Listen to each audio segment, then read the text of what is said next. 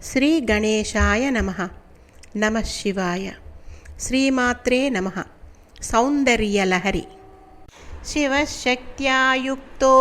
యది భవతి శక్తః ప్రభవితుం న చేదేవం దేవో న ఖలు కుశలః స్పందితుమపి అతస్త్వామారాధ్యాం హరిహర విరించ్యాదిభిరపి ప్రణంతుం స్తోతుం వా కథమకృత పుణ్యః ప్రభవతి తనీయాం సంపాంసుం తవ చరణ పంకేరుహభవం విరించిః సంచిన్వన్ విరచయతి లోకాన వికలం వహత్యేనం శౌరిః కథమపి సహస్రేణ శిరసాం హరః సంక్షుద్యైనం భజతి భసితోద్ధూళన విధిం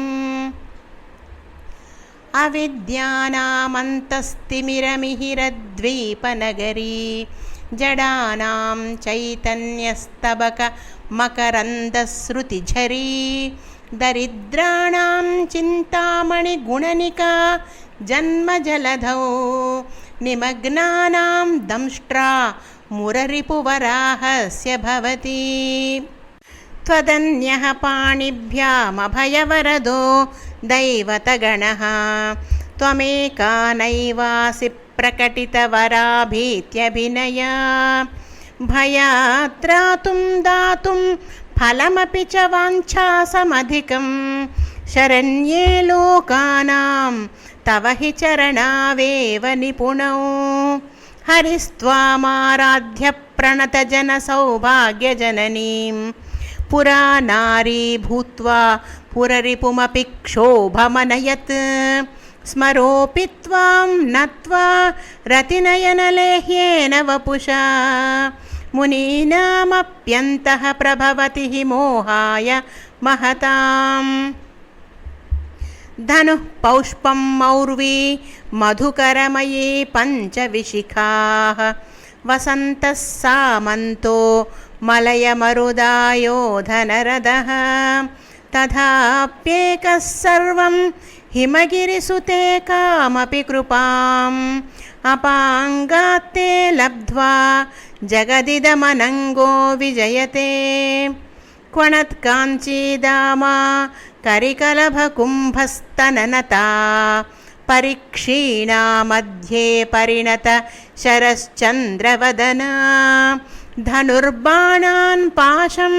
శృణిమపి దధానా కరతలైః పురస్తాదాస్తాం నః పురమధితురాహో పురుషికా సుధా సింధోర్मध्ये సురవిటపి వాటీ పరివృతే మణిద్వీపే నీపో పవనవతి చింతామణిగృహే శివాకారే మంచే పరమశివపర్యంకనిలయాం భజంతి త్వాం ధన్యాః కతిచన చిదానందలహరీం మహీం మూలాధారే కమపి మణిపూరే హుతవహం స్థితం స్వాదిష్టానే హృది మరుతమాకాశముపరి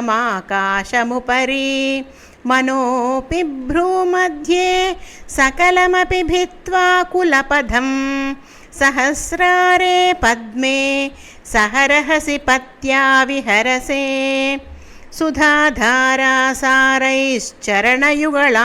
సుధాధారాసారైశ్చరణయుగళాంతర్విగళితైః ప్రపంచం సించంతి పునరపి రసాంనాయమహసః అవాప్య స్వాం భూమిం భుజగనిభమధ్యుష్టవలయం స్వమాత్మానం కృత్వా స్వపిశికులకుండే కుహరిణీ చతుర్భిః శ్రీకంఠైః శివయువతిభిః పంచభిరపి ప్రభిన్నాభిః శంభోర్నవభిరపి మూలప్రకృతిభిః త్రయశ్చత్వారింశద్వసుదళ కళాశ్రత్రివలయ త్రిరేకాభిः సార్ధం తవ చరణకోణాః పరిణతాః త్వదీయం సౌందర్యం తుహినగిరికన్యే తులయితుం కవీంద్రాः కల్పంతే కథమపి విరించి ప్రభృతయः यदा लोकौत्सुक्यादमरललनायान्ति मनसा तपोभिर्दुष्प्रापामपि गिरिशसायुज्यपदवीं नरं वर्षीयांसं नयनविरसं नर्मसुजडं तवापाङ्गालोके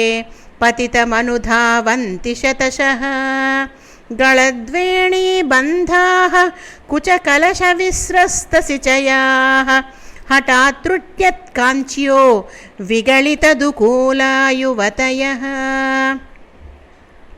क्षितौ 85,250 हुताशे 62,450 दिवि 230 मनसि च 64 ये मयूखास्तेषामप्युपरि तव पादाम्बुजयुगम् शरज्योत्स्ना शुद्धां शशियुतजटाजूटमकुटां वरत्रासत्राणस्फटिकघुटिका पुस्तककरां सकृन्नत्वा नत्वा कथमिव सतां सन्निदधते मधुक्षीरद्राक्षा मधुरिमधुरीणाः फणितयः कवीन्द्राणां चेतः कमलवनबालातपरुचिं भजन्ते ये सन्तः कतिचिदरुणामेव भवतीं विरिञ्चि प्रेयस्यास्तरुणतर शृङ्गारलहरी गभीराभिर्वाग्भिर्विदधति सतां रञ्जनममी सवित्रीभिर्वाचां शशिमणिशिलाभङ्गरुचिभिः वशिन्याद्याभिस्त्वां सहजननि सञ्चिन्तयति यः सकर्ता काव्यानां भवति महतां भङ्गिरुचिभिः वचोभिर्वाग्देवी वदनकमलामोदमधुरैः तनुच्छायाभिस्ते तरुणतरणिश्रीसरणिभिः दिवं सर्वामुर्वीमरुणिमनिमग्नां स्मरति यः भवन्त्यस्यत्रस्य ध्वनहरिणशालीननयनाः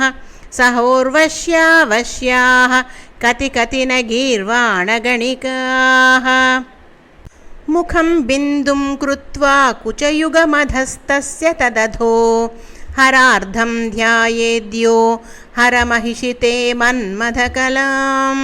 स सद्यः संक्षोभं नयति वनिता इत्यति लघु त्रिलोकीमप्याशुभ्रमयति रवीन्दुस्तनयुगां किरन्तीमङ्गेभ्यः किरणनिकुरुम्बामृतरसं हृदि त्वामाधत्ते हिमकरशिलामूर्तिमिव यः ससर्पाणां दर्पं शमयति शकुन्ताधिप इव ज्वरप्लुष्टान् दृष्ट्या सुखयति सुधाधारसिरया।